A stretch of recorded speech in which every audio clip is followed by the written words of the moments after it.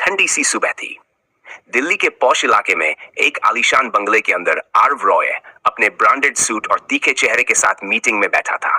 बाहर करोड़ों की गाड़ियों की कतार, अंदर शांत माहौल और उसके सामने उसके वकील। आरव सर, अगर आप 6 महीने में शादी नहीं करते तो आपके पिताजी की वसीयत के मुताबिक आपको कंपनी के कुछ अहम शेयर नहीं मिलेंगे। आरव ने चुपचाप कॉफी की चुस्की ली। उसके चेहरे पर कोई भावना नहीं थी। शादी? उसने ठंडे लहजे में कहा, तो कर लेते हैं। Contract marriage. संध्या मिश्रा एक गरीब कॉलोनी में अपनी बहन के लिए दूध लाती है, खुद पुराने किताबें बेचती है। पिता की मौत के बाद परिवार का भार उसी पर है। उसके पास एक अजनबी आता है।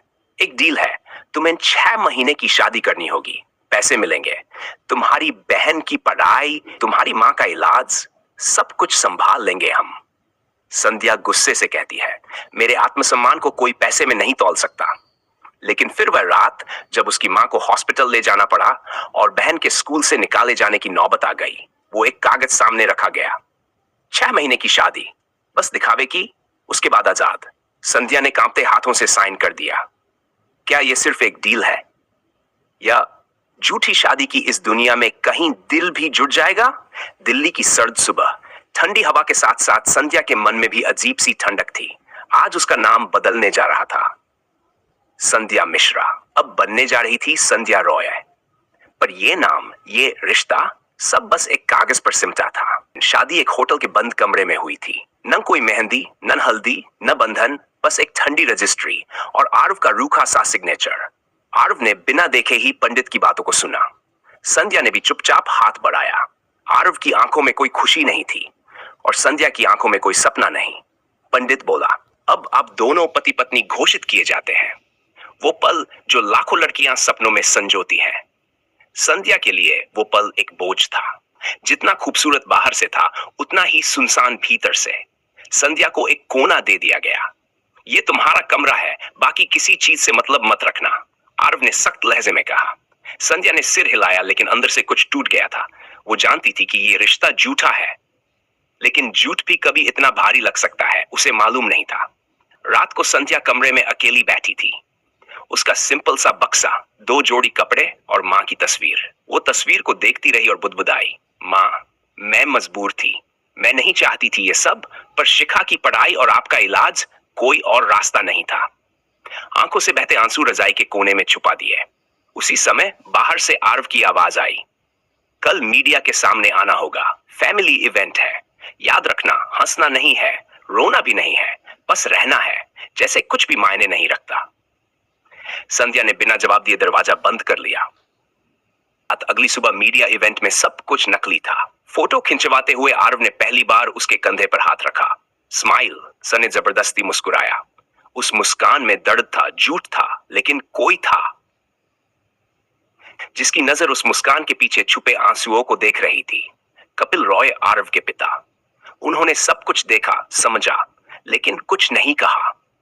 बस एक गहरी सांस लेकर खुद से बोले, क्या ये रिश्ता वाकई झूठा है, या ये झूठ ही एक दिन सच बन जाएगा? दिल्ली की सर्द रातें कुछ ज्यादा ही खामोश होती हैं, और रॉय विला के उस कोने में तो जैसे हर दीवार में सन्नाटा बसता था। संध्या अपने कमरे में किताबों में खोने की कोशिश कर रही थी, लेकिन एक सुई सी बेचैनी उसके दिल में चुभ रही थी।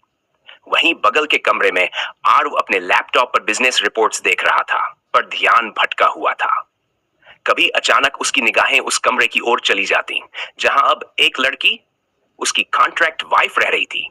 उसे फर्क नहीं पड़ता तो मुझे क्यों पड़ रहा है, आरव ने खुद से कहा, लेकिन मन कहां मानता है। लाइट चली गई और पहली भिड़ंत रात के करीब 10 बजे। अचानक विला की लाइट चली गई। आरव बाहर निकला, क्या हुआ ये? और उसी समय संध्या डर के मारे सीढ़ियों से नीचे उतर रही थी, लेकिन एक स्टेप पर उसका पैर फिसल गया। अरे, वो गिरने ही वाली थी कि किसी ने उसका हाथ पकड़ लिया। वो था आरव। उसके हाथों ने संध्या को थाम लिया, लेकिन पल भर के लिए दोनों की सांसें रुक गई। अंधेरे में दोनों के चेहरे इतने करीब थे कि सिर्फ दिलों की धड़कनें सुनाई दे रही थीं। आरव ने झटके से उसे अलग किया। देखकर चला करो, संध्या गुस्से से बोली। मैं खुद गिर जाती तो भी शायद आपको फर्क नहीं पड़ता, क्योंकि तुम्हारी फिक्र करना मेरा काम नहीं है, आरव बोला, थोड़ा तीखे स्वर में। और झूठा पति बनना मेरा सपना नहीं था। संध्या का जवाब सीधे दिल पर वार करता है। एक पल के लिए सन्नाटा। तुम्हें तो सब मिल गया, ये बंगला, पैसे, नाम, अब शिकायत क्यों? आरव का स्वर कड़वा हो चला था। संध्या ने आंखों में आंसू भर लिए, पर स्वर में ठहराव था। मुझे पैसे नहीं चाहिए थे, मुझे मेरी मां का इलाज चाहिए था, मेरी बहन की पढ़ाई। और तुम्हें तुम्हें क्या चाहिए था? एक नाम, एक मुखौटा? तो लो, मैं वही हूं, तुम्हारी कॉन्ट्रैक्ट वाइफ। आरव हक्का बक्का रह गया। कभी किसी ने उसे इस तरह नहीं टोका था। और आज एक लड़की जो उसके सामने झुकने को मजबूर थी, आज उसकी आंखों में आंखें डालकर सच कह गई। इस शादी में मैं सिर्फ कागज की बीवी नहीं हूं आरव रॉय, इंसान भी हूं, दिल भी है मेरे पास। और वो तेजी से अपने कमरे में चली गई, लेकिन उसका चेहरा कांप रहा था। आरव वापस अपने कमरे में गया, लेकिन अब फाइलें उसे परेशान कर रही थीं। वो बार बार उसी दृश्य को सोच रहा था, जब उसने संध्या को गिरने से बचाया था। क्यों क्यों उसके अंदर एक लहर सी उठी थी। वहीं संध्या अपने बिस्तर पर बैठकर रो रही थी। शायद मुझे इस घर से, इस रिश्ते से कुछ नहीं चाहिए, लेकिन क्यों हर बार दिल ये पूछता है कि क्या वो मुझे कभी अपना पाएगा। कल दूर बैठे कोई तस्वीरें देख रहा था, आरव और संध्या की क्लोज तस्वीरें। तो अब ये लड़की मेरे आरव की जिंदगी में घुस रही है। उसकी आंखों में नफरत थी, पर ज्यादा दिन नहीं, बहुत जल्द ये झूठा रिश्ता और ये लड़की दोनों खत्म। सुबह का समय था, लेकिन रॉय विला में सूरज की रोशनी तक कुछ अलग महसूस हो रही थी।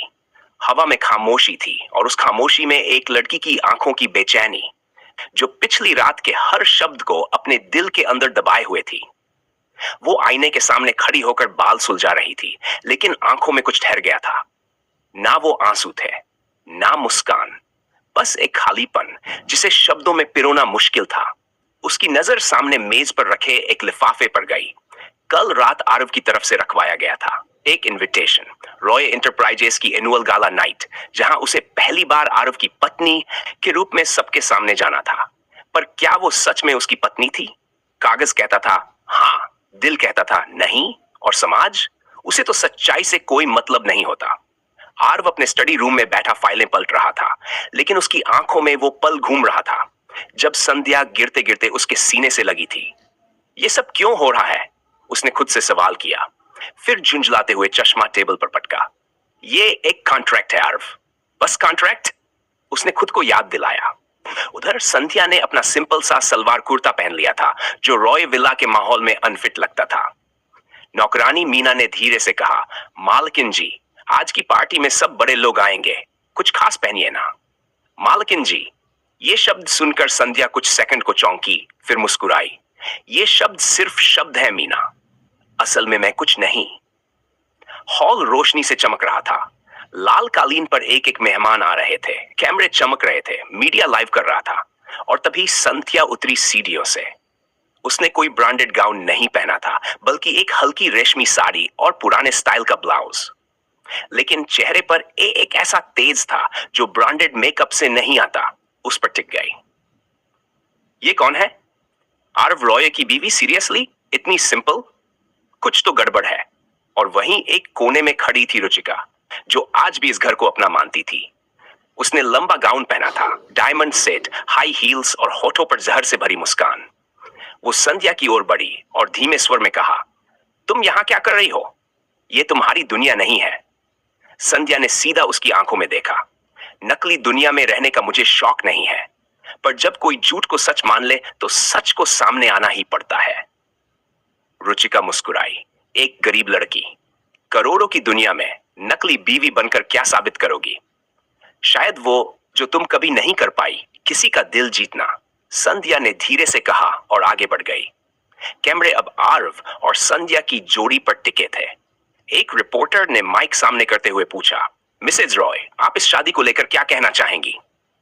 आरव कुछ कहने ही वाला था कि संध्या ने उसकी तरफ देखा और पहली बार खुद बोली, ये शादी शायद उतनी परफेक्ट नहीं है जितनी लगती है, लेकिन परफेक्ट बनने का वक्त अभी बाकी है।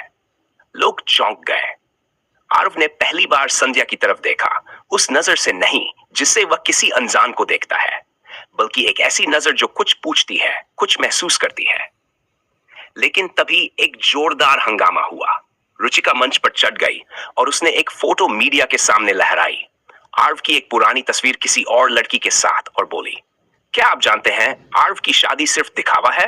ये जो महिला इनके साथ खड़ी है ये सिर्फ एक समझौता है। संध्या चुप खड़ी रही। भीड़ में फुसफुसाहट शुरू हो गई। कैमरे लाइव थे। आर्व गुस्से में था, लेकिन क्या करता? तारव ने संध्या का हाथ पकड़ा, उसके सामने खड़ा हुआ और मीडिया से कहा, हाँ ये मेरी पत्नी है और अगर इसे कोई कुछ कहेगा तो मुझे सामने मिलेगा। एक सेकंड के लिए रुचिका का चेहरा उतर गया। और ये फोटो, ये पुरानी है। मैं हर चीज में परफेक्ट नहीं था, लेकिन आज मैं जानता हूं कि जो लड़की मेरे साथ है वो मुझसे कहीं ज्यादा मजबूत और सच्ची है।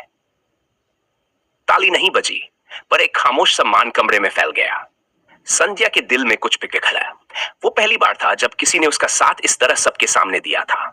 और आरव के मन में एक हल्का सा डर, कहीं ये लड़की जो नकली बीवी बनकर आई थी मेरी सबसे असली जरूरत न बन जाए।